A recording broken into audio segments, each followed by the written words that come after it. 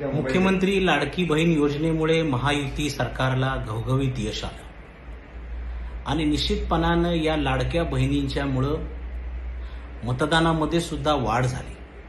मात्र या लाडक्या बहिणींच्या प्रतिनिधींना तिकीट वाटपामध्ये किती संधी दिली आणि त्यातून किती महिला लाडक्या बहिणींच्या प्रतिनिधी म्हणून विधानसभेमध्ये पोहोचल्या, ती गोष्ट महत्वाची आहे. आणि त्याच्या पुढे जाऊन आता त्यांना उद्या होऊ घातलेल्या मंत्रिमंडळ विस्तारामध्ये किती सत्तेचा वाटा मिळतो तेही पाहणं महत्वाचं आहे. मुख्यमंत्री लाडकी बहीण योजनेच्यामुळे विविध स्तरावर प्रत्येक राजकीय पुढाऱ्याला आपण या लाडक्या बहिणींचे लाडके भाऊ आहे अशा पद्धतीच्या आविर्भावातच एकूण सर्वजण वावरताना आपल्याला दिसून आले. आणि निश्चितपणानं या योजनेची फलश्रुती म्हणून जे महायुतीला यश मिळालं त्याच्यामध्ये या लाडक्या बहिणींचा मोठा वाटा आहे.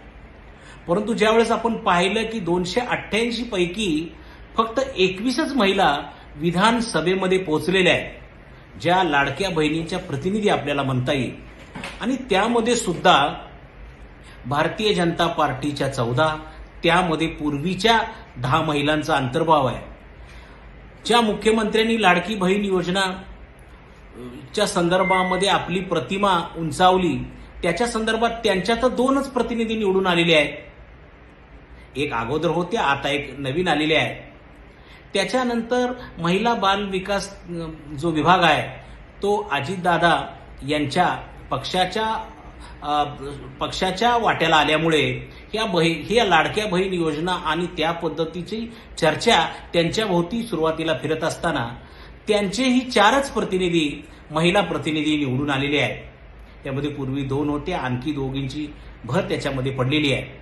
आणि महाविकास आघाडीच्या एकूणच सर्वांच्या वतीनं एक काँग्रेसची महिला या ठिकाणी निवडून आलेली आहे. म्हणजे एकूण 21 महिला या लाडक्या बहिणींच्या प्रतिनिधी विधानसभेमध्ये पोहोचलेल्या आहेत. मात्र आता महत्वाची गोष्ट ही आहे की ह्या 21 महिला ज्या आहेत त्यातील 20 महिला ह्या महायुतीच्या आहेत. या 20 महिलांपैकी किती महिलांना खरा सत्तेचा वाटा किंवा मंत्रिपद मिळत आहेत हा विषय महत्वाचा आहे. महायुतीमध्ये असणाऱ्या, महाविकास आघाडीमध्ये असणाऱ्या पक्षांच्या संदर्भामध्ये जर विचार केला तर ह्या एकूणच परिस्थितीमध्ये असं लक्षात येत आहे, एक वर्तमानपत्रामध्ये बातमी आली की 15,000 महिला शपथविधीसाठी सहभागी होतील. म्हणजे त्या योजना लाभ देण्यासाठी, मतदान करण्यासाठी आणि सभांमध्ये गर्दी करण्यासाठी आणि आता शपथविधीला सुद्धा एवढ्या महिला येणार आहेत. निश्चितपणानं महिलांचा राजकीय प्रक्रियेमधला वाटा वाढला पाहिजे. या महाराष्ट्रामध्ये महिलांच्या संदर्भामध्ये त्यांचा पुढे ठेवून जी काही धोरणं आखली गेली, महिला धोरण आलं, ह्या एकूणच सर्व प्रक्रियेमध्ये महिलांना महाराष्ट्र राज्यामध्ये मोठं स्थान आहे. मात्र या महाराष्ट्र राज्यामध्ये कधीही महिला मुख्यमंत्री होऊ शकली नाही किंवा महिलांचा विधानसभा लोकसभेमधला आकडा कधी वाढला नाही. तर तो वाढण्याच्या दृष्टिकोनातून प्रयत्न होताना मोठ्या प्रमाणात दिसून येत नाही.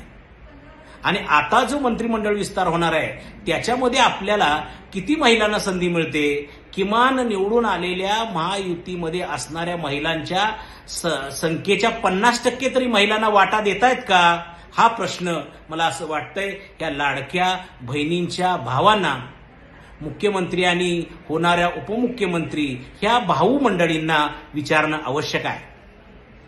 आणि जर निश्चितपणानं महिलांना या पद्धतीचा वाटा मिळाला तर खऱ्या अर्थानं ज्या लाडक्या बहिणींचा सन्मान करत या राज्यामध्ये महायुती सत्तेवर आली त्या महायुतीनं खऱ्या अर्थानं या लाडक्या बहिणींचा सन्मान केल्यासारखं होईल. तर आपण पाहूया की मंत्रिमंडळ विस्तारामध्ये या लाडक्या बहिणींच्या प्रतिनिधींना किती प्रतिनिधित्व आणि सत्तेचा वाटा मिळतोय ते आपण पाहणं आवश्यक आहे. आणि महिलांनाही या बाबतीमध्ये अंतर्मुख होऊन विचार करावा लागेल असं या निमित्तानं मी आपणासमोर नमूद करतो.